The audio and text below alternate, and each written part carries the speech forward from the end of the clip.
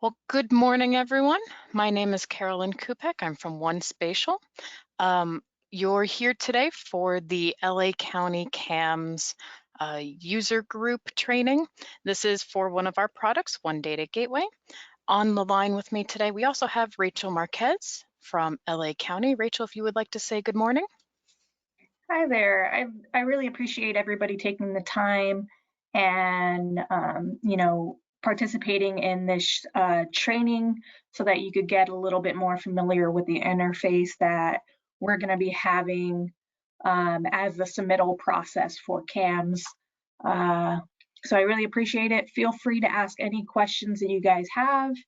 I'm going to be staying on the line, so if you have anything specifically directed at me or the program, the CAMS program that is, please let me know. And thank you guys all for your time. All right, so as Rachel mentioned, there is a question portal here on GoToWebinar. So as I give the presentation, you are welcome to ask questions, and then members of my staff from One Spatial, if they're able to answer those questions during the presentation, they will respond to you. And we'll take common questions and any additional questions at the end of the presentation, and then also do a demonstration live within our One Data Gateway validation portal, and we'll have additional time for questions at the end of that as well. So with that, I'm going to go ahead. As I mentioned in my email, this training is being recorded. So if you need to take a look at this, once you gain access to One Data Gateway, you should have this. Rachel will have a copy of that recording and will be able to provide that to you. So with that, welcome to the One Data Gateway contributor training for LA County CAMS users. Again, my name is Carolyn Kupek. I am the technical trainer from One Spatial. One Spatial is a software company based in the UK, and we have our US office based in Northern Virginia. We have products that do data validation, particularly for spatial and non-spatial data. And we currently are using this product, One Data Gateway, as a validation portal for a lot of our clients. LA County is one of those clients that has decided to use this portal for their stakeholders to be able to submit data and test it against those validations that we create on the engine running behind One Data Gateway. So today I'm going to introduce you to One Data Gateway, the interface, as well as show you how to upload data, configure your schema mapping, run a submission, and then view those results all in One Data Gateway. And at the end of today's presentation, I will, again, as I mentioned before, have time for any additional questions. So first up, what is One Data Gateway? So One Data Gateway is a self-service web portal that has a rules engine under the hood. That rules engine is called One Integrate, and that's one of our other products. And we can design rules to create validations for data. So this provides an environment to share that validation. So One Data Gateway is going to be that interface where we can share and conduct submissions through that interface. And it's also where enhancement processes can also take place. So if LA County would like us to do enhancement processes, we can perform those using One Data Gateway as a way to interact between internal and external users. So here's a quick animation of what that means for LA County and our CAMS users, which I'll be referring to as data contributors. So to facilitate CAMS data contributors' data submission, LA County will host those rules on their server. Contributors will then be able to upload your data to One Data Gateway, where it'll go through a series of data validation rules. So if certain fields are filled out, those are some of the basic validation rules that we can run in One Data Gateway. If there are any issues found, you can then download those results, giving them and it'll give you the opportunity to address any of those issues, any invalid data, for example. And then once you've cleaned that data, you can then resubmit it to One Data Gateway. If the quality of that data is at 100% conformance or meets the minimum level of conformance to those validation rules, one of the things that LA County can include in the setup that we've designed for them is to have that data cleaned automatically and then delivered to their server, which will essentially, let me show that again, essentially automate this data supply chain from CAMS users to the CAMS database. Now, specifically, here's how we envision how One Data Gateway will be used for submission and validation portal as a submission and validation portal for CAMS. So there are two main processes that One Data Gateway will perform. The first, focusing on data validation. So we'll start with data from data contributors. So this is going to be data that is created and maintained by you, the jurisdictions of LA County. This data can then be submitted through One Data Gateway for data validation. And then you'll be able to receive instant feedback on the quality of your data. If it's passed all the validation rules, then the next step would be to submit it to the next process, which is change detection. So for this process, this step, the process involves comparing the current submission, so what you're sending into One Data Gateway, and it will compare it with a previous submission. The validation rules in One Data Gateway will identify any changes from that previous submission to your current submission. So it'll identify if data hasn't changed, or if something has been deleted, or something has been added, or if the attributes no longer map. Maybe, for example, a street name has changed. Once those proposals are reviewed, they are then applied to the LA County CAMS database. So those change proposals will have to undergo a review, and then we can apply them to CAMS, the overall database. So that's how we kind of envision going from users such as yourselves to LA County CAMS, and using this One Data Gateway portal as a way to run those validations and ensuring that any changes from previous submissions are taken into account before uploading it to CAMS. So with that, let's go ahead and take a look at the workflow for One Data Gateway, and then we'll also look at logging in, and I'll give you a walkthrough of the interface of the portal. So the workflow for One Data Gateway begins with data. So we're going to upload data. Data does need to be uploaded as a file. So for example, if the file type needed to run the validation is, say, a file geodatabase. If you're familiar with file geodatabases, if you're looking at it in a Windows Explorer, for example, it's just a folder with files within that folder.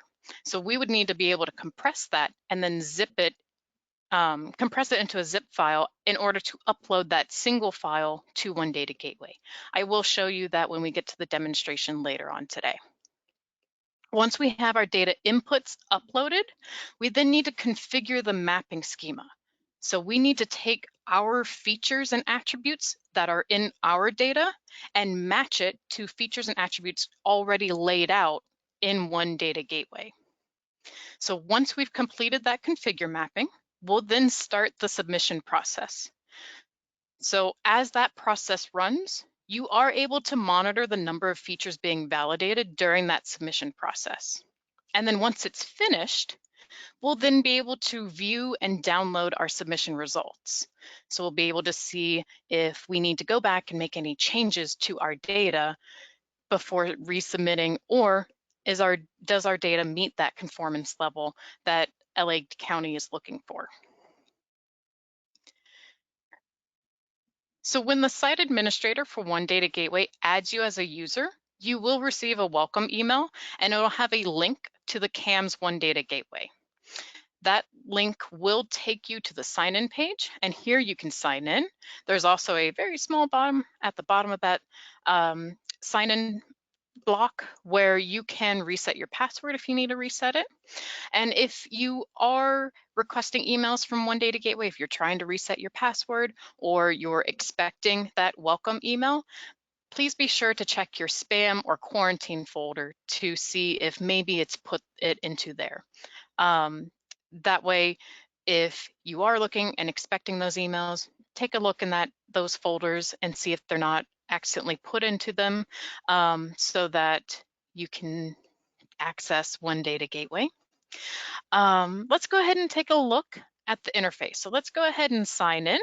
When you do sign in as a user, as a data contributor, you'll see this interface initially. So this is the My Assignments tab. You can see I currently have 2 assignments. We do have on the far left the navigation pane. So I can go to My Assignments, I can go to Submissions, I can go to My Account.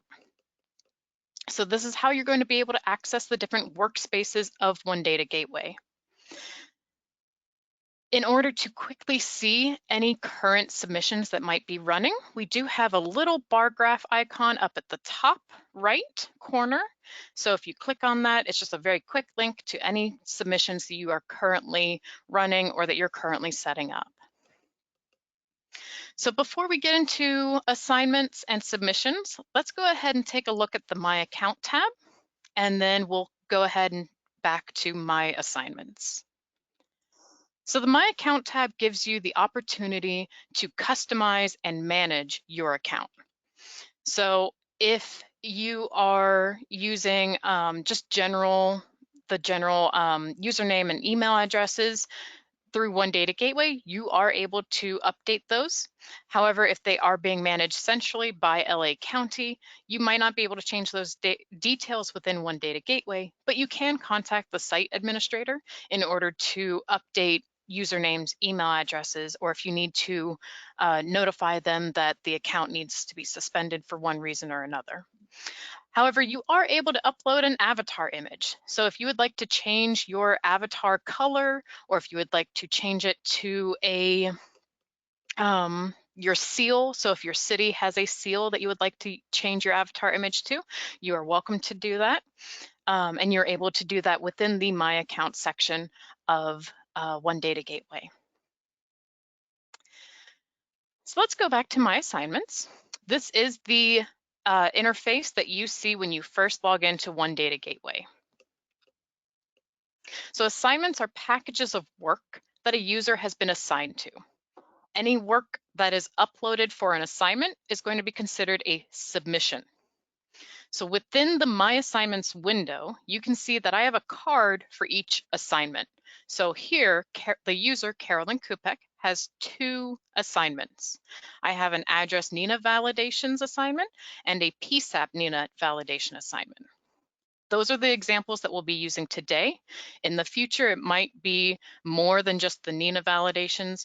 LA County may have other projects, other assignments for the different jurisdictions of LA County. So in order to submit data to one of these assignments, I need to go ahead and choose one of these assignment cards. And then once I have selected that assignment, I can then begin working on submitting to that assignment. I can view previous submissions to that specific assignment, and I can also view any assignment information that has been attached by a data receiver or by the site administrator. So let's go ahead and take a look at submitting to an assignment. So this is a stepped process, and it is that workflow that I discussed earlier. So we're going to start by uploading data, mapping that data from features and attributes to the features and attributes currently in One Data Gateway. And then once that data has been uploaded and mapped, we can begin the process submission. So after a submission has processed, then we'll be able to analyze the results from that submission. So to begin the process, we'll go ahead and select an assignment. The assignment workspace will have a menu bar at the top for that current submission. So as you can see, I do have current submission, my submissions, which is going to be submissions for this specific assignment. So if I want to go back and see a previous submission, I can go to My Submissions. If I want to see any information that has been provided to users, I can go to that Information tab and be able to see if maybe there's information that's been uploaded that might help me with my schema mapping, for example. And then there's also a dashboard of previous results. If you do not currently have a submission in progress, we can start one by clicking Start a Submission. If you have a submission in progress, maybe you started the schema mapping, but then stepped away, signed out of One Data Gateway, and decided to get a cup of tea. You can come back, and if it's in progress already, you can go back to that assignment and continue that submission before hitting Process the Submission. So it does keep that in its mind, keep it in its memory as you're putting together the submission, as you're progressing the submission through the process. Let's go ahead and look at starting a submission from the beginning. So when beginning a submission, you first need to click the Start a Submission button on the current submission page. This is going to take you to the Upload Data page where you can upload your data as a file. So the Upload Data page will tell you what file type is expected. Here it's expecting an Esri file geodatabase. As I mentioned before, I need to take my folder that's a file geodatabase and compress it to a zipped file in order to upload just the one file to this data set. If it's looking for a CSV is already a file, so I should be able to upload a CSV, for example. It will also let us know if we have more than one data set that we need to upload. So here I just have one, so I just need to bring in one data set for my address Nina template. So when we want to upload our files, we can either drag and drop our files, or you can click in that upload area in order to navigate to your desired file and upload it that way. And then once we have our desired files selected for upload, we'll go ahead and click Continue in order to go to the Configure Mapping. So Configure Mapping allows us to select the data set and source class that we want to map. There are two drop-down options here. So once we select our data set, so here it automatically is going to bring in my address Nina template data set because that's the only one I have. If I do have multiples, I can switch between them by clicking on that drop-down menu. Below them, I have source class and I have target class. So selecting a source class will change the target class and it will show those attributes for both of them. So I have address points in this data set. So I will start with that one, but I need to map it to a specific target class. So from my drop-down menu, and this is the target that's within One Data Gateway, I'm going to look for an address points target class. Once I choose that, I'll have attributes populated for both my source class and my target class. My source class will have any of the attributes that is in my data set.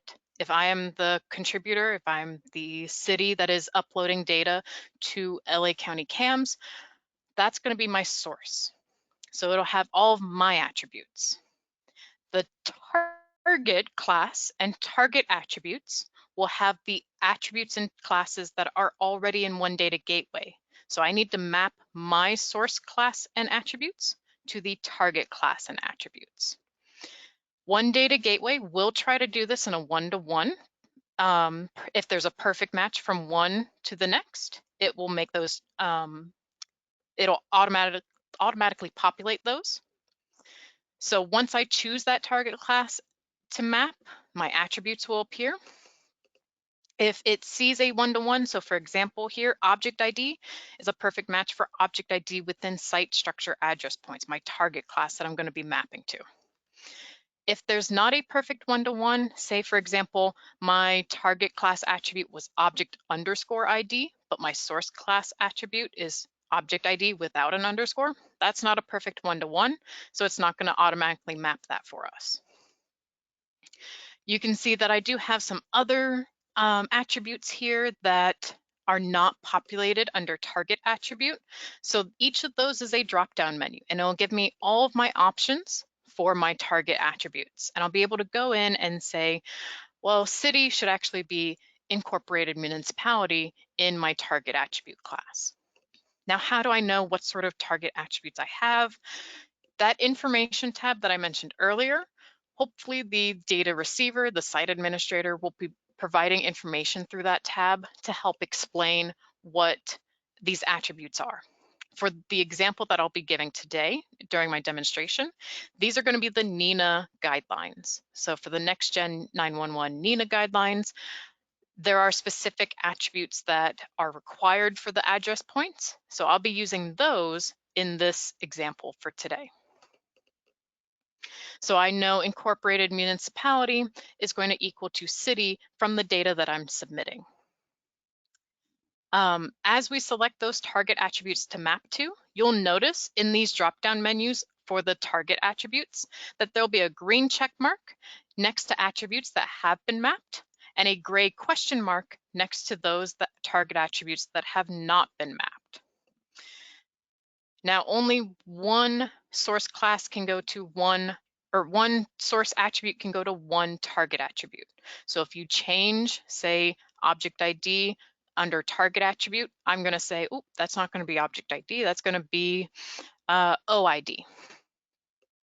If I need to change that, I can, but I can only do one source to one target. If I change, say, something else in there and I take it away from a source attribute that has already been mapped, it's going to change it and I won't be able to do it for multiple. So if I have address type and address, I can only map them to one target attribute.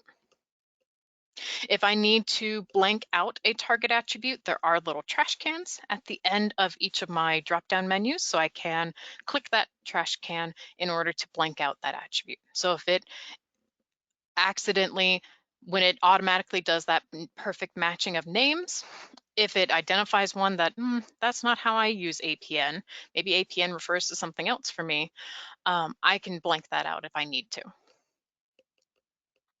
So as we're doing this, our initial submission, we will need to go through and take a look at each of these target attributes and try to map as much from our source to those targets. Now, if I want to save that for future submissions, we do have managed schema mappings at the top there. So I can take a look at manage schema mappings, and I can save my schema mapping. So for example, let's say I want to save what I'm working on today so that next week when I resubmit a second time or a third time, I can reuse that schema mapping. I can save it under manage schema mappings.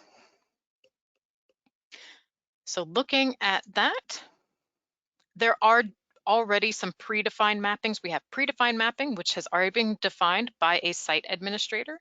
So LA County might come up with a mapping that they require for submitters. And then there's also natural mapping, and that is that automatically created based on source and target class names.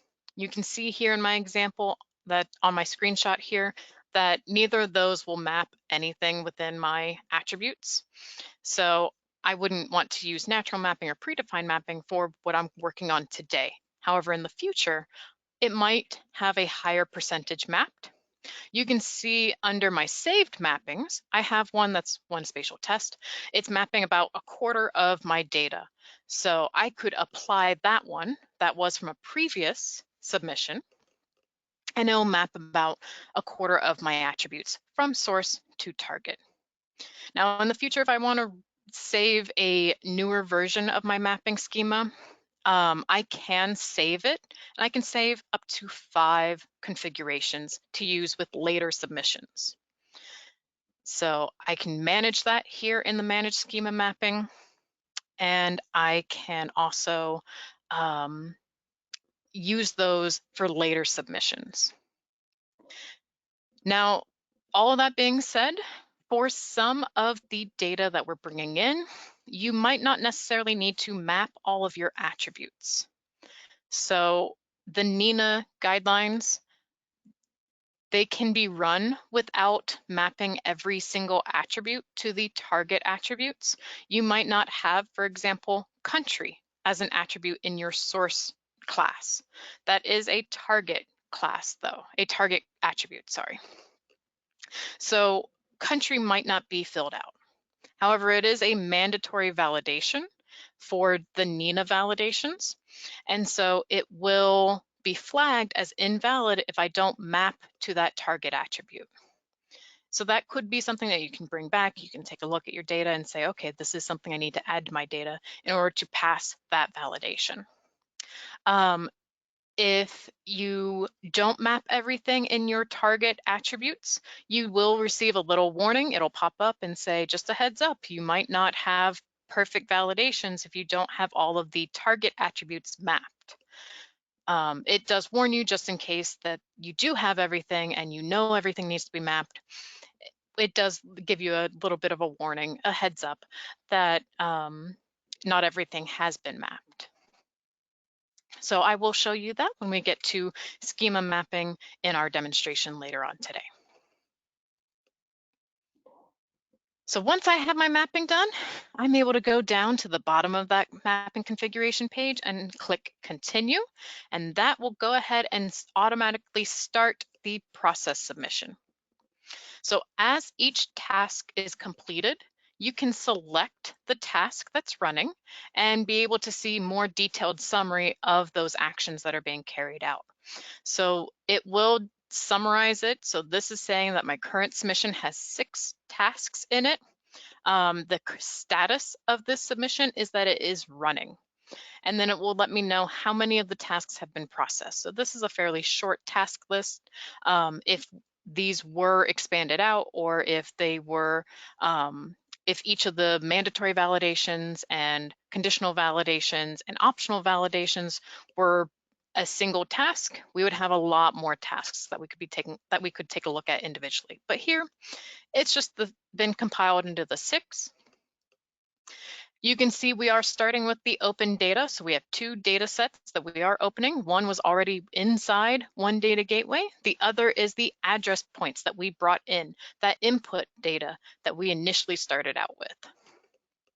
You can also see in my screenshot here that it is letting me know out of the 320 features that it's already processed, so far 0 of them are valid for the mandatory attribute validations. So as it's processing it, if there are valid features, it'll let me know, hey, there's 2 out of 1,000 that are valid, or there's 998 that are valid out of 1,000. Or it will simply just process through and let me know if all of them are valid or if some of them are invalid. So once this has finished processing, you will then have the option to export results. You will also have the option, if your data is spatial, to view those results on a map. And you do have the option at the bottom of this page to cancel if you need to exit the process submission. So say, for example, it's processing and then you remember that, ooh, I uploaded the wrong data set. So I don't want to continue with this submission. I need to go back to my upload data and make sure I have the newer data set uploaded, for example. You can cancel and it will exit out of the process submission and take you back to that start a submission page that we started with at the beginning. You can also, once this has completed, at the bottom, it'll switch to finish. So you'll be able to complete the submission by finishing the submission. And then that will take you to a summary screen for the submission where you can then see our submission results. So while this is running, you don't have to stay on this page. You can go to submissions, you can take a look at previous submissions, you can take a look at the information tab. If you do want to check on your submission without having to go right to that assignment submissions page, that bar graph at the top right is a very quick drop-down menu. So you can see I have 3 options here, or not options, but 3 statuses here. I have a submission that with a clock face that's waiting on user input. Maybe I need to go back, and I didn't finish my schema mapping, so there's a little clock face there letting me know I need to go back, and it's waiting on input from the user. If it has a little running man, that means that that process is running. So that process is processing. The submission is processing. And if it has a little green check mark, that means that my results are ready for me to go and review. So even if I start a submission at the end of the day, I decide I'm done, I'm ready to go take my nap for the evening and then wake up in the morning and check on it, then you can walk away from One Data Gateway. And when you log back in, you can check that little bar graph icon and it will let you know if it's still processing. I hope not. It should be done by that point. But hopefully you'll have a little green check mark to let you know that it is done and those results are ready for you to review. These little drop-down areas where it says address suppliers, address NINA validations, those are quick links. So if I click on that, that'll take me to that submission. So as this is running, if I need to go and check on a submission, I can quickly get to that by clicking on address suppliers, address NINA validations here. Now, if there's a problem during your submission, say for example that the configuration between One Data Gateway and the engine that's running behind it, maybe something isn't connecting or talking, they're not talking to each other for some reason or another. So if you have a problem with your submission, you might receive a submission error. You can download a log for this. You can copy a support reference number. So there is a reference number for every single submission. So you can copy that and then you can email the site administrator and let them know, hey, I was having an issue. You might want to check the configuration status of this particular assignment to make sure that it is connecting to the correct configuration or to see what might be the error with that submission. And then you will need to click on New Submission in order to go back to the Start a Submission page.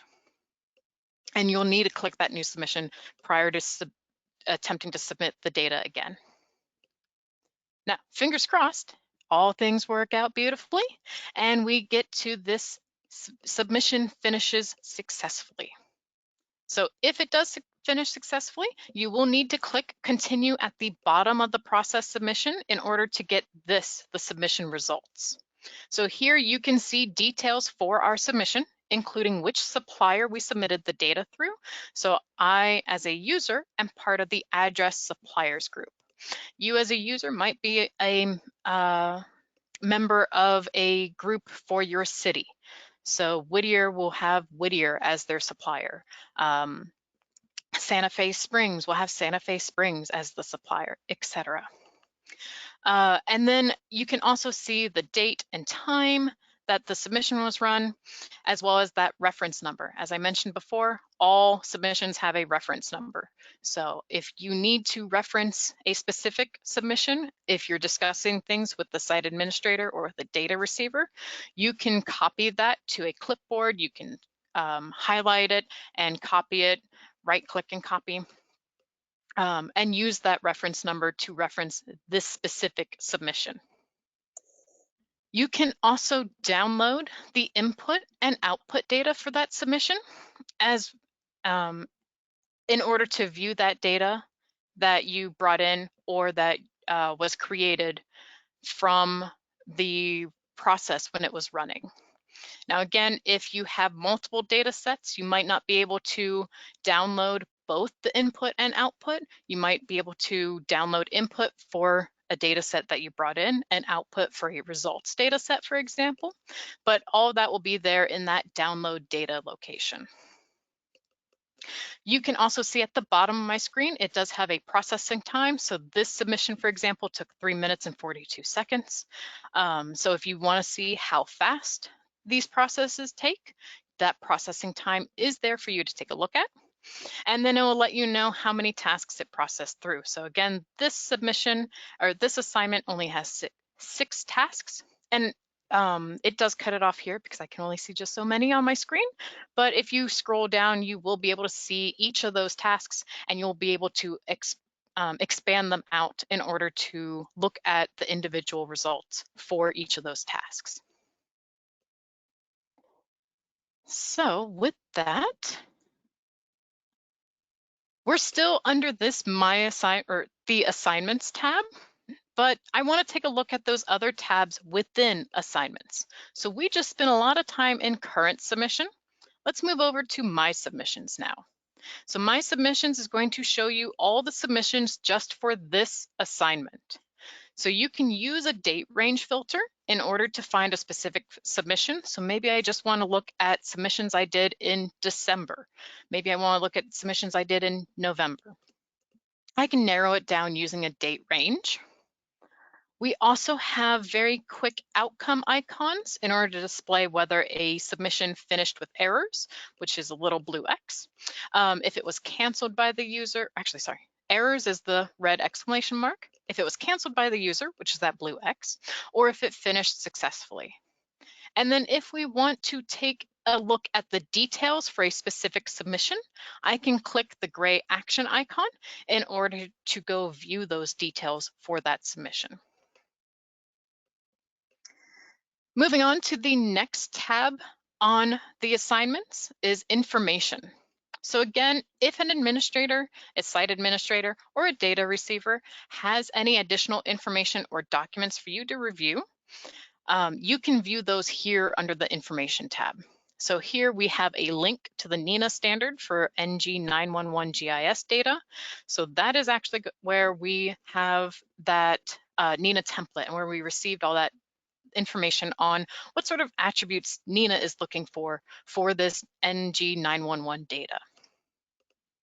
So if there's information that the site administrator or the data receiver has for you, you can find that here. If there's documentation for you to look at, or if there are documents for you to download, you can also download those here. Next up, we have the dashboard. So if the validations that are running in the submission, if they're rules, we do get to see a fantastic, very colorful summary of those rule validations. So which rules are most violated by invalid data? How many submissions by day have we provided for this particular assignment? And then conformance over time. So the example that I'll be showing you today, they run on actions and they've been consolidated. So we don't necessarily get this nice view of our dashboard. It does show us how many submissions per day it received, but it doesn't have the conformance over time broken down. But that is something that as we're working on custom rules for LA County, we can bring that in so that they can show you that. So just a heads up that today I won't have as many colorful graphs on this dashboard, but in the future, you should be able to see some of these like conformance over time. Hopefully that conformance over time will go up. My example here, it did go down, but so that is all located in the dashboard. And again, it's just quick information to display data quality statistics over time for each assignment. So again, that was everything under the assignments tab. Next up, let's take a look at my submissions. So we do have a my submissions tab within the assignments tab, but that is for that specific assignment. If I have multiple assignments, so for example, I have a PSAP assignment and I have a address point assignment. If I want to take a look at all submissions, I can actually go to my submissions tab and that'll show me all submissions for all assignments I have. So in the submissions tab, just like we saw in that My Submissions tab under assignments, you will have all those submissions that have been performed through One Data Gateway for you as a user. We again have a date range filter that we can use to find submissions within a specific time frame. There's also those outcome icons. And again, we do have the ability to look at the specifics of a submission by clicking the gray icon to view those details. Here in the submission results, if we do click that gray icon, that takes us again back to submission results. So that will show us who submitted, which user, which group they submitted through. So again, Carolyn Kupek as a member of the address supplier group, the date, and the reference number. So those are the metadata details that we have there. We can also download the data, again, inputs and outputs that have been we've been given access to download by the data receivers, and it gives us the summary of the tasks. So again, if I scroll down, I should be able to see all 6 tasks from this particular submission and be able to look at those details here. So that's all of the tabs and workspaces in One Data Gateway. Next, I will take you through an actual tour of One Data Gateway and those interfaces, and we'll take a look at a submission as it runs through. And then afterwards, I'll open the floor to any additional questions we have. I'm just taking a quick look to see if we have some questions that may need to be responded to now.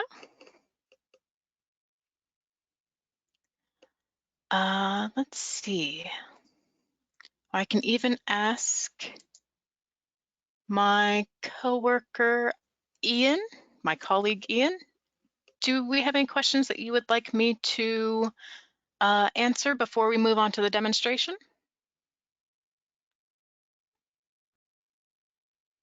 Hi, Carolyn. Yes, thanks. We actually had 2 questions on the go, one which I hope everyone can see in the questions panel regarding who is providing support when you run into an issue with One Data Gateway. Any support issues should be directed directly through LA County. We obviously at OneSpace will be providing support to LA County, but we will be doing that directly to them. So you should still get in contact with LA County.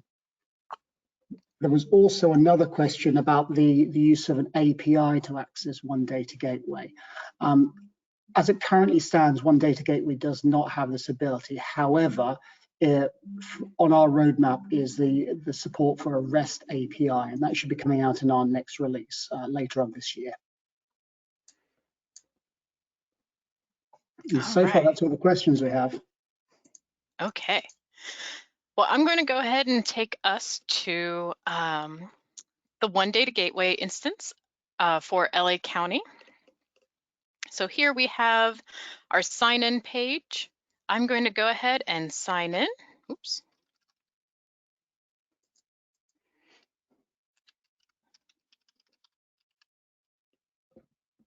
So again, this is taking us to our My Assignments tab. You can see I have those 2 assignments, the address NINA validations and the PSAP validations. If I take a look at one of them, so I am showing you PSAP first because I do want to show you that this is letting me know I'm not able to start a submission for this because there's a configuration issue. So I can just send a quick email off to LA County CAMS and let them know, there's an issue with this submission, so I'm not able to do my PSAP submission at the moment. But I can still take a look if there's any information or any previous submissions, or take a look at those results if I had submitted any data to this prior to that configuration issue. If I need to get back up to that main page, I can go to the navigation pane on the left, select My Assignments, and that takes me back to those assignment cards. So let's take a look at address NINA validations. So here, I don't have that little error. I am able to go ahead and start a submission if I would like to do that. Before I do want to take you through these other tabs. Again, My Submissions, so I can look at previous submissions for this particular assignment. I can take a look at any information that has been provided to me by the site administrator or data receivers, and that dashboard. So this is showing me submissions by day. So I have some from earlier this month. I can take a look, and maybe I want to look from December through January, or look at from November through January. So you can see my submissions by day are changing. So it is showing me how many times I've submitted throughout this particular assignment. So again, information tab is where I can find information that's been provided to me by the site administrator or data receiver, my submissions, previous submissions. Again, if I click this little action, that's going to take me to this particular submission, the details for it, where I'm able to download inputs or outputs for a data set, and then I can take a look at the tasks. So I can look at features processed, I can take a look at the specific validations that have been run on this data, and then it is showing me whether I have valid features or invalid features. So here with these conditional ones, these are all valid. And then additional optional attribute validations. So those attributes that are considered optional or conditional by the NINA standards. So let's go ahead and do a new submission for this assignment. So I'm going to come up here to my current submission. Again, this is where I'm going to just go ahead and click Start a Submission. So here is my upload. Again, there's the workflow that I'm going to be looking at the very top. So I have, let's see, a data set. I need to bring in my address points. It needs to be a file geodatabase, and I need to either drag my files into this location under upload file, or click there to browse to them. So I do have my files that I can just drag and drop. And again, I'm going to show you this here.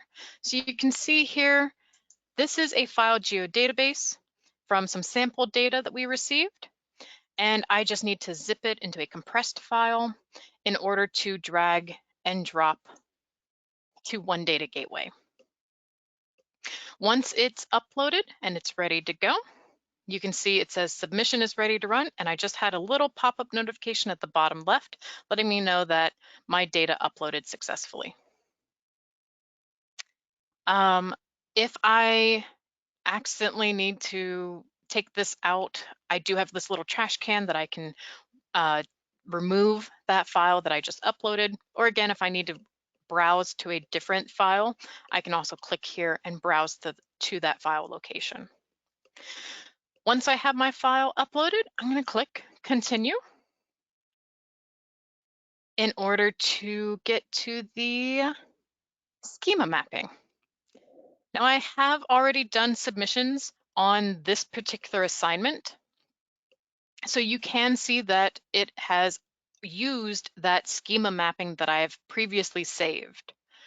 So if I need to switch to a different data set, I only have one data set here, so I'm fine using just this address NINA template. But if I need to switch, I should be able to switch by clicking that drop-down menu for data set. With address points, you can see I also have street center lines in this data. Now, I'm not working with street center lines right now, but if that was something else that was going to be running through this validation process, if I was running both address points and street center lines, I can select that. And then I would need to select a target class to map it to. My site structure address points here, that's the only class in the target. So that's the only class in One Data Gateway for this assignment specifically. And it has that green check mark, meaning that that target class has already been mapped. I can override that, and I can click it if I want to map my street center lines to the site structure address points. I don't want to though. I want to kind of save that mapping that I've done already. So I'm going to switch this back to address points. And again, when I choose my source class, I then get these source attributes populated. So these are all the attributes within my data. You can see because I've saved a schema mapping previously and I've run this on a previous submission before, I can go through and make sure that it's still mapping correctly. So city, I'm still going to map to incorporated municipality. My ST_DIR is going to map to my street name pre-directional. And again, if I need to change that, maybe that's not pre-directional, maybe that's actually post-directional. You can see by clicking, and again, I just clicked on that name for that attribute, and that populated all of the attributes for my target class. So here I have all of my attributes within my site structure address points target class. Again, you can see if there's a question mark next to it, that has not been mapped. That is an attribute that has not yet been mapped. If it has been mapped, you can see that there is a green check mark next to those that have been mapped. If there's something populated and I don't need it to be populated, or I don't want unit name to go to unit, I can click the little trash can and that will take it away. If I want to map it to something else, maybe unit is unit type. I can, again, select from my drop-down menu. If I accidentally click unit type and I really meant to click unit for unit name should be corresponding to unit, I can just select it and that will change it. So now unit is mapped, unit type is no longer mapped. So that does override it. So I don't have to go back and remove that from somewhere else. And again, say for example, state, I actually want it to be postal code for some reason. Zip code used to go to postal code. That no longer is there because I've overrid it and I've said state is now postal code. If that was a mistake, if I was just very trigger happy with my clicker finger, I can always put those back. So I can always come back in here and make sure that zip code is going to postal code and state is going to state. As I review this, again, I can come up here to manage schema mappings. If I'm satisfied with this and I want to save this for future use, I can save it here. I can say, we'll call this, whoops, address points. And I can click Save Mapping. You can see I can use previous mappings as well. I can select Apply to apply a previous map. It is letting me know that if I use address points 2, 28.5% of my data will be mapped. If I use one spatial test, 26.53% of my data will be mapped. And if I use the natural mapping or the predefined mapping, 0% will be mapped for either of those. If I've reached my 5 and I've decided to save a 6, I can only save 5 schema mappings for this assignment, and I'll need to go and delete another one that maybe it's out of date. Maybe I no longer need that one. But if I am ready to save this, I'm just going to click Save Mapping, and now there is that saved mapping here. So I just created this one. So now I've got that nice and saved. I'm going to click Close. All of my data is here still. My source is still mapped to my target. If I want to click Apply, I can to make sure that my scheming mapping is successfully applied from my source to my target. And it is giving me this warning that I have 35 unmapped target attributes. Again, with the NINA validations, the data receiver, when they set up this configuration, allows for target attributes to not all be mapped. But as you'll see when I click Continue, I do get a little warning that just wants to make sure that I'm okay to continue. And that's mainly because unmapped data can lead to submission failures. So for these NINA validations, for example, there are currently validations that are running that are checking specific attributes, not necessarily checking that the attribute is a specific number, but might be looking at Does it exist? Is it not null? And so that might be something that we would want to make sure is accurate, and we want to make sure that that attribute is being checked. Again, in order for us to know a lot of these things, we would need hope that our data receiver, our site administrator, has provided us with that information so that we are a little bit more knowledgeable when we're going through these schema mappings. Now, if you are fine with that and it's fine accepting unmapped data, we can always click continue. But just know when you're doing this, and especially when you're first running your first submission or two, you might find like, oh, I do have that data, but I have it in a different field. You can always come back, run a new submission, and make sure that you're mapping that source class to a target class so that that is checked during those validations. So I'm going to click continue, and again, it will automatically take me to process submission. You can see the current status was from not running or not started to now it's running. So as it's running, it is going to go through each one of these tasks, and as it finishes, I can expand them out. I can see, oh, here's my address points. So this is my input data, and it processed 32,332 features. Again, I can let this continue to run. I can monitor it. I can watch it. This is a data set here that we have within One Data Gateway within One Integrate as well. And we have just valid values. So we assume that these are valid values. They're not changing. They're counties, states, and the countries of North America. And it's just checking those attributes from our data against valid values that are already populated. So that's actually a data set that we don't need to necessarily worry about because it's just checking data in our data set against existing data that is known. Now, as this is running, I can sit here and I can watch the number of features being run through. I'll watch this go up.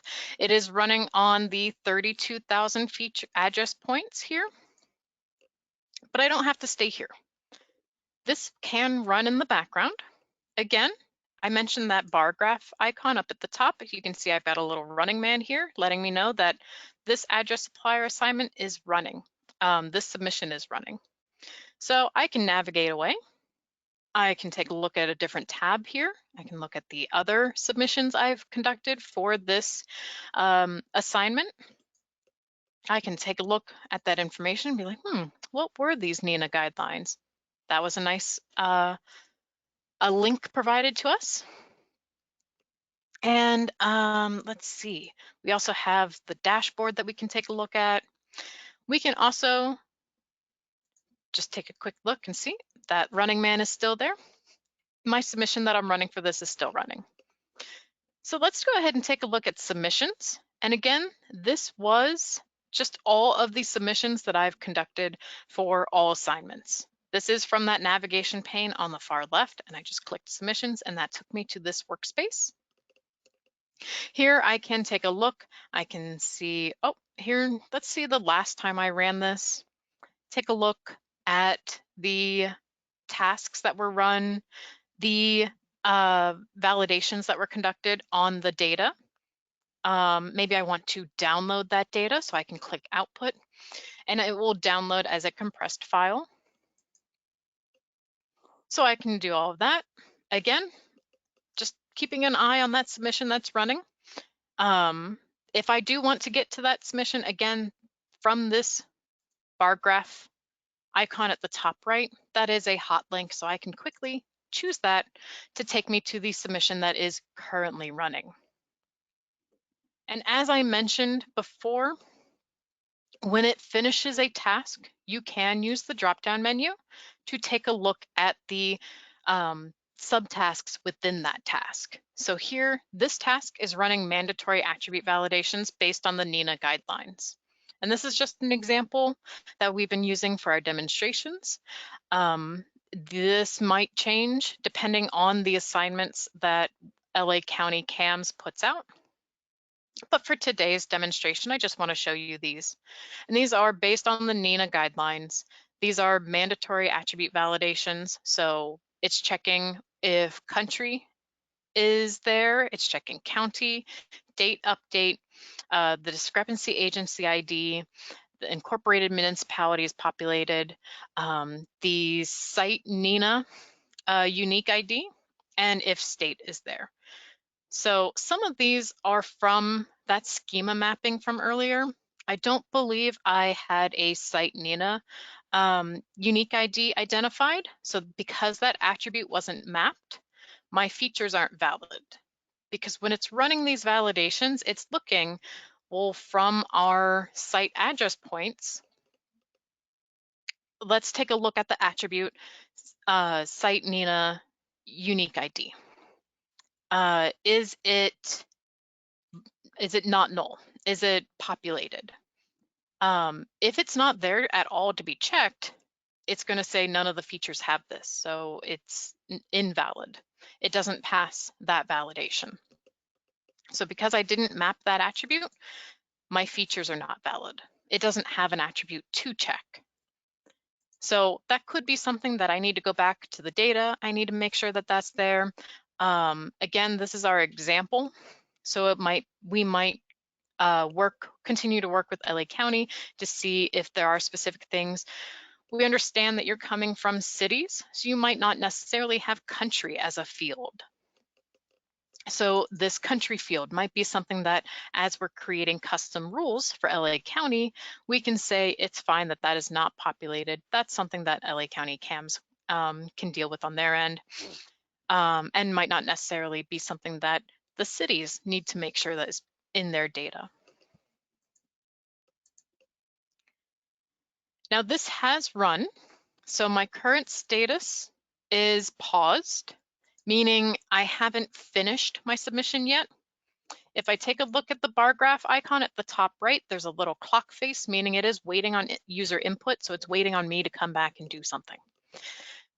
At this stage, I can click this view results on map. This data is spatial, so I should be able to come here. It is a lot of data that it's taking a look at, so I'm just gonna zoom in real quick into a small part so that it's not having to draw all 32,000 points. You can see all of these classes are here, but they're not all actually used. So the valid values are fields that I can turn off. Fishbone summary, markup area, markup table, markup line, and markup point are all empty classes that we typically write to. If you take a look at the tasks for this example, and I'll show you in just a second, the last one is a copy to task. So it's taking our results from the engine and it's copying it to that data store that we can download, that data set that we can download. So that's going to be that markup point. My markup point is going to be my output from One Data Gateway. This is just a very quick way to kind of go and take a look at your data. We don't recommend this as the mapping solution. It's just a very quick look for spatial data. Here's some of your data. Take a look at it, see if it seems right that there might be some issues, or particularly when you're looking at change detection. Is that a new address point? Is that identified in the proposals as a new address point? Or is this an attribute that has changed? That can all be very quickly viewed here in the map view. If I click on, say, a data point, I can look at the feature. These are multi-points, so there's multiple points stacked on top of each other.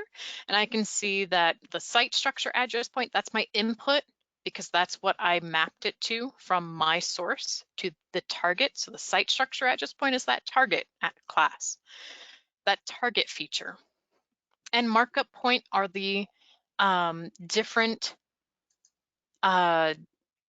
validations that were run. So each of those validations created a markup point if it was flagged as not conforming to that particular validation. So you can see in my comment here, this particular markup point is marking up that the country is invalid. This one's marking up that the county was invalid. This one, the discrepancy agency ID is invalid. Again, some of these are just things that maybe I didn't map them, or maybe that's something that in the future I need to make sure that that is addressed. So I can take a look at individual ones and select individual tasks. There might be a specific task that I'm interested in taking a look at and look at the data coming out of that. So I can check that from up here. There's this little drop-down menu at the top of our map. I can turn on and off layers. So maybe I don't want to take a look at site structure address points. And then I can also just click on a feature and that will let me know all of the features there, and I can navigate between which ones in order to view the attributes. Now, if I want to go back from View Map, if I'm up here in my top menu bar, I have Address Suppliers. I'm going to click on that. That takes me back to my submission. So I'm not yet done with this. I do need to go to Continue in order to download the data, the output data from this, that markup point. So you can see the submission is in progress, and now it's finished successfully. So I have that. Again, you can see just some general information about it, the user that submitted it, the date and time that it was submitted, and then this is that reference number. If I want to copy it to my clipboard, I do have that ability to copy it to my clipboard, or I can highlight it and right-click copy if I need to reference this specific submission for one reason or another. Again, it also shows us the processing time. So this processed in less than 4 minutes, in about 3 minutes, 44 seconds. And it processed all 6 tasks. So it opens the 2 data sets, the address points, the valid values, and then it runs the validations. And this last copy too, again, this is actually a series of empty results classes that we can write our results to. So this is something that we also provide to our clients that might use this as part of their submissions. If they're interested in writing out markup points, you can think of a markup point as a little flag. It's just flagging that specific point as here is an issue with the data that maybe it was invalid for something. Maybe there was an invalid postal code, for example. So we can see we have 161,682 features that were created as these little markup points, these little markup flags. So I can come here and I can download my output. Again, that's going to just go to my downloads folder. It is downloading as a zip file. I can extract that data. And if I bring it into a third-party GIS platform, so for example, I have my ArcMap up, but if you use QGIS or if you use ArcGIS Pro, you can view them all in that. There we go. So I can take a look. I do have here markup point is my output, address points, that's my input. And I can take a look. So here I have one selected already. And I can see what markup points are there. So for this specific point right here, I can see that it has an invalid country, county, discrepancy agency ID, site NINA globally unique ID, and postal code. So, and it is also giving me the feature ID from that. So for example, this postal code needs to be not 90605, it needs to be something else. So it's just letting me know what that feature ID is and that it's not valid for that specific location. So that I can take a look at my markup points. I can narrow it down. Maybe, for example, I just want to take a look at invalid postal codes. I think there's 2 within this data set. So I can narrow it down and I can do those corrections in a third-party GIS platform, for example. And then when I have that ready to go for a later submission, another submission, I can run through the process again. And then once I'm done, once I'm ready to submit my data to CAMS, I do have this complete submissions down here at the bottom of my submission. I click complete, and that takes me back to the start submission. So this will let me start a new submission. If I want to, again, take a look at those results from that previous submission, I can go to my submission. So here, it's from the one I just ran.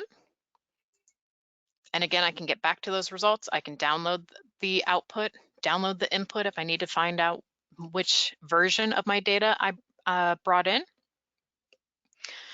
I can go back to my address suppliers, take a look at the information, and take a look at the dashboard. And again, so you can see I do have 2 submissions that happened on January 19th, so right there. I can see over time, and then I do now have a new data point on my conformance over time. I did use the same data from my submission earlier today, and so you can see the percentage of my quality over time, my quality of conformance of over time. It's the same because it's the same data that I submitted earlier.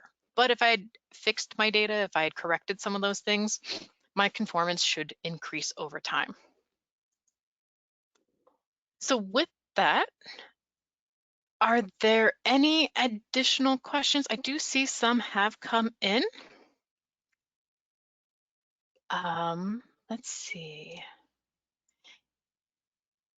So that is pretty much the run through of One Data Gateway, using it as a submission portal for validations. We are working on custom rules for LA County, and we will be working with Rachel from LA County on those and helping her with setting up One Data Gateway for use for CAMS users. But with that, I'm happy to open it up for any additional questions. I am just going to take a quick look at questions that have come in, but if any of my colleagues see some that they would like me to go over, I'm happy to point those out. Yeah, so there's one that I was just about to answer in the questions. Okay. About providing data as is. Is there any additional liabilities that should be considered by sharing the data via One Data Gateway? The answer is no. There's no additional liabilities. We are just going to go ahead and take the data as you submit it and process it through whatever validations we need to in order to get it to conform to the CAMS way of doing things, but it's not necessarily any liability on you. And then as we roll that data up to the state, they're going to be using that information to inform their own processes and do the same types of things. So there's no additional liabilities as long as you're providing, general information at your best availability.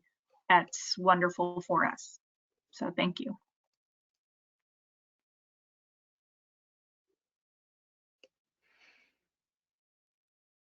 All right.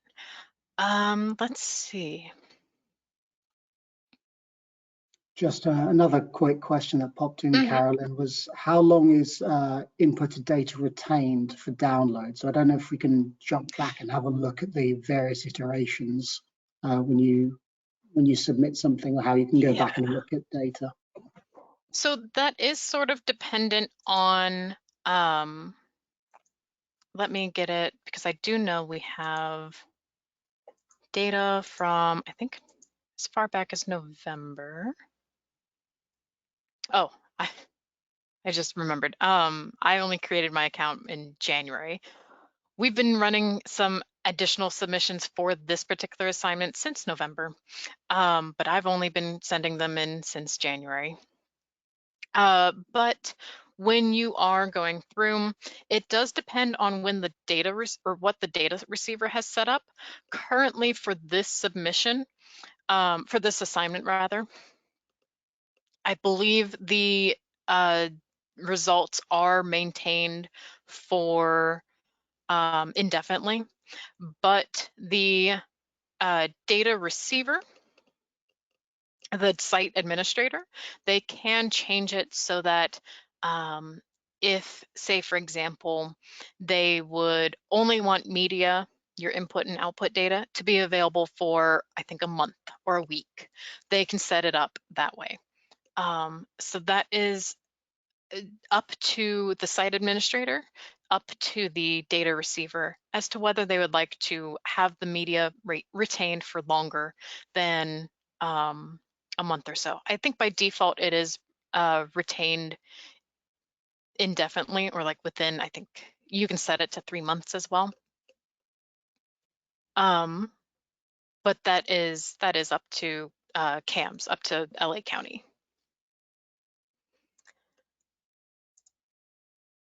And following on from that, I think this is another one to Rachel on how frequently will they be expected to submit to One Data Gateway? Honestly, it really depends on your city's development process and how frequent you guys are adding addresses and making improvements to the data itself. My recommendation would be at least monthly, just so we know that the data is current and alive and that, you know, you guys still consider it appropriate. So that'd be my answer, but as frequent or as infrequent as you honestly wish. It is able to handle daily and hourly requests, so feel free.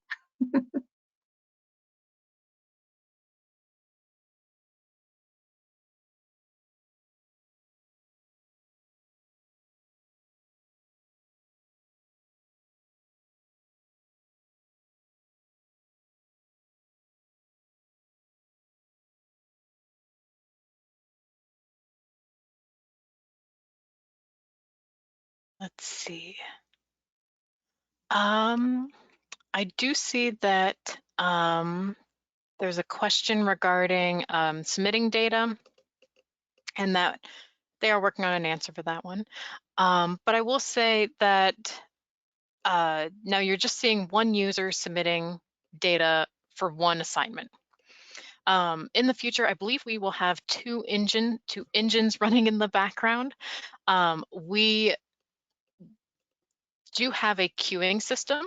So say, for example, there's a deadline of submissions of the 15th of the month by close of business. So if a dozen of y'all decide to submit at the same time, there is a queuing process. So the first two will run on the two available engines.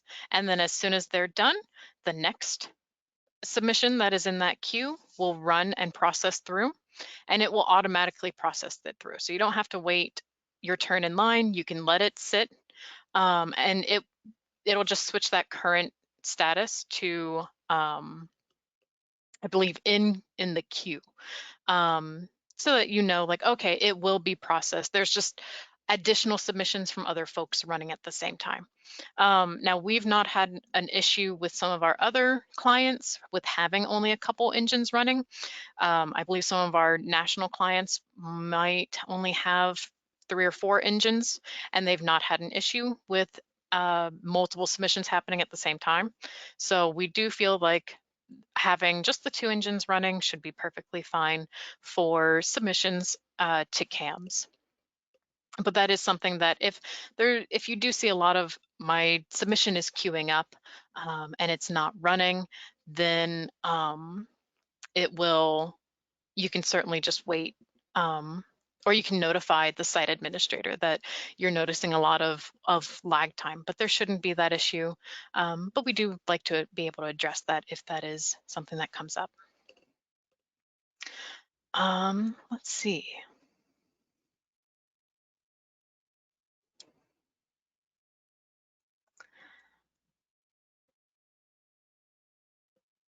So Ian or Rachel, are there any other questions that you would like me to address currently? Or we can also take questions that might require a little bit more in-depth answer, and we could answer them separately and then send out those answers later on with a follow-up email. Sure, I think there's a couple that we might have to come back to people. The first most important question everyone has is, what's the name of your adorable dog in the background? That is Bodie, the chillest beagle. He's a little sad because it's winter here in Virginia, so the sun is gone. And another one here, which will probably be directed at Rachel, is there still a plan to automatically pull from a city's existing Esri service public REST URL to CAMS? Obviously, from what Carolyn's been showing you, the One Data Gateway is a web portal, so it requires you to submit data. Rachel, is that still somewhere on the roadmap in the future? Yeah, I definitely think that's a roadmap for the future. As we continue to build out the CAMS processes and programs, and we get more staff on board, then yes, that's definitely something that we're going to look into and be able to better collaborate using the Esri infrastructure. But for now, the One Data Gateway is going to be our platform to push and pull data back and forth, to provide those quality validations and ensure the data is really getting processed efficiently and tracked also.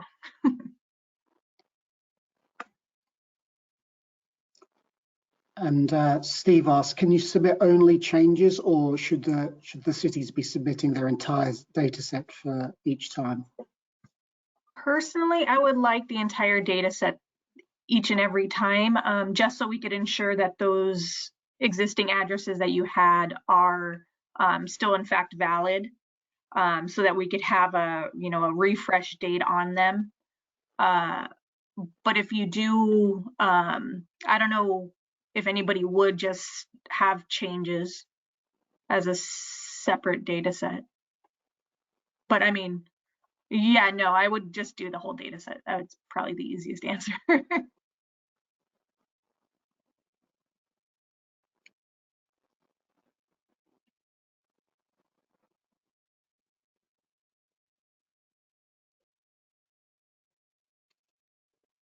We've just had another one come in. Is CAMS meant for jurisdictions outside of LA County, and how does it relate to NG 911?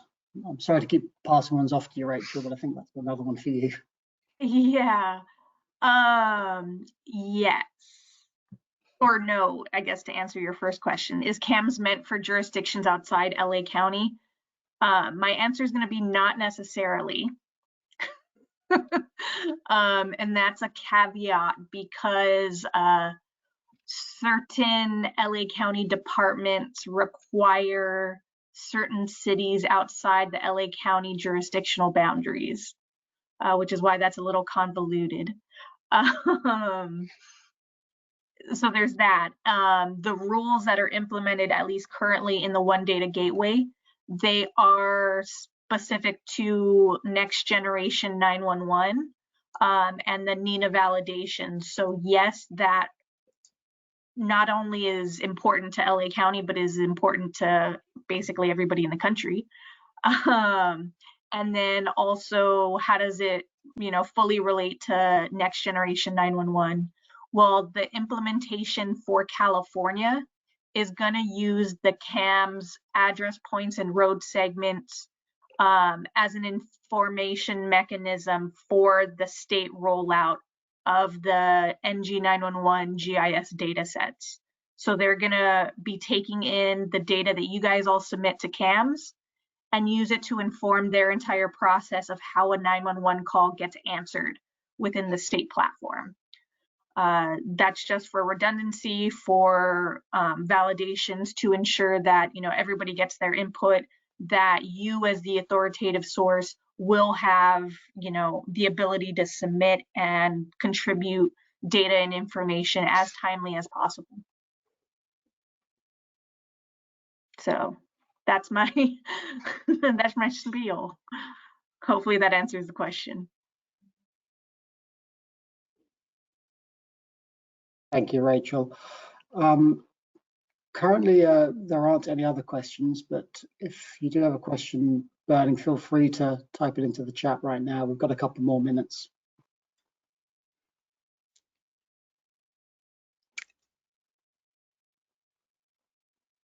All right. And then I will also, I'm going to send out, we do really appreciate your time today, and we do look forward to working with y'all, especially as you get used to figuring out submitting data through One Data Gateway. It is really straightforward once you actually get into One Data Gateway yourself, but we are here to help you and Rachel. And we also really appreciate any feedback you have on this training. So I have sent out a survey, a link to a survey, and we will also send out a follow-up email with that link if you would like to complete that survey later on. And if there's any lingering questions that we're working on answers to, we will also make sure that those go out in that follow-up email.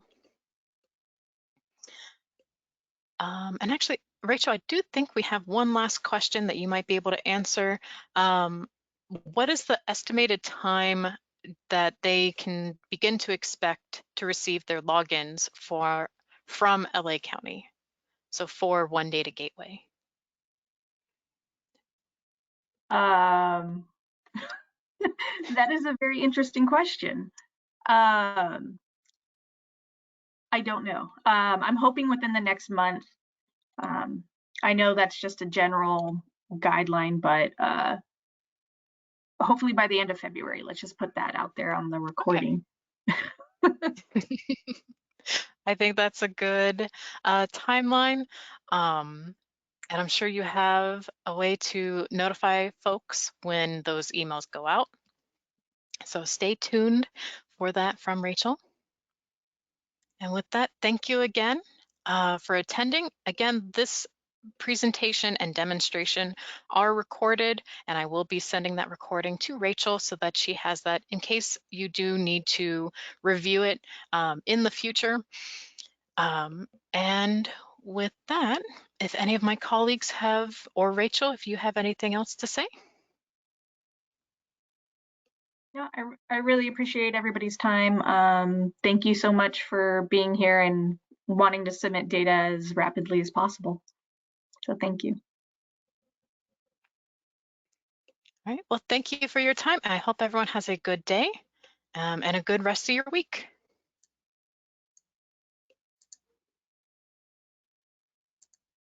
Thank you, Carolyn. Bye all. Thank you, everyone. Thank you.